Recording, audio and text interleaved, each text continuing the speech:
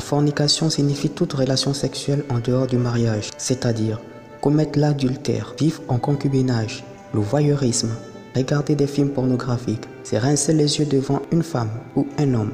L'homosexualité. Dieu punit très sévèrement ce péché de la fornication par la mort si on ne se répand pas. Par exemple, il a détruit le monde entier au temps de Noé à cause de la débauche sexuelle, ainsi que les hommes du temps de Lot. Tous ceux qui commettent la fornication risquent de finir dans les flammes de l'enfer et les temps de feu. Numéro 2. L'idolâtrie. L'idolâtrie se définit comme le fait de rendre un culte à une divinité autre que le Seigneur Jésus-Christ. Il peut s'agir de l'adoration d'une statue, d'une photo, d'une représentation quelconque d'un dieu ou même d'une célébrité. La Bible dit que les idolâtres n'entreront point dans le royaume de Dieu.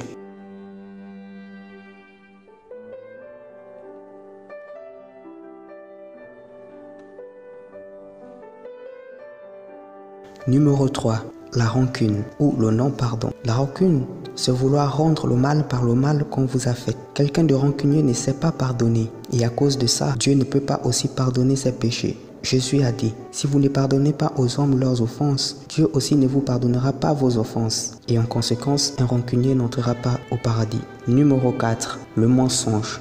Le mensonge est l'un des premiers péchés qui a existé après la création du monde. C'est grâce au mensonge que le diable a pu entraîner le tiers des anges avec lui dans la rébellion et pousser Adam et Ève dans le péché. Jésus a dit que le diable est le père du mensonge. Et donc, ceux qui pratiquent le mensonge ont pour père Satan.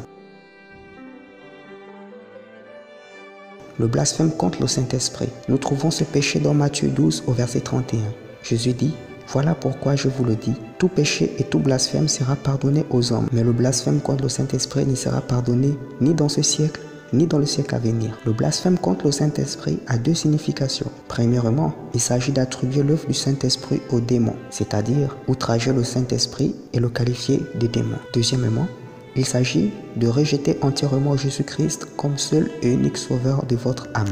Numéro 6. L'orgueil. L'orgueil est le premier péché qui anima le diable dans la rébellion. C'est un péché qui va vous pousser à toujours vouloir vous placer au-dessus des autres. L'orgueil est un péché qui vous rendra hautain, imbu de vous-même. La Bible dit que Dieu résiste aux orgueilleux, mais il fait grâce aux humbles. Un orgueilleux ne pourra pas trouver la grâce de Dieu. Numéro 7. Le meurtre. Le meurtre signifie ôter la vie à un être humain. Mais au-delà de cela, Jésus-Christ a dit que celui qui n'aime pas son frère a déjà commis un meurtre. Ou celui qui traite son frère de imbécile ou de raca mérite d'être brûlé par les flammes de l'enfer. Si vous n'aimez pas votre prochain, vous êtes un meurtrier. Et la Bible dit qu'un meurtrier n'a pas la vie éternelle.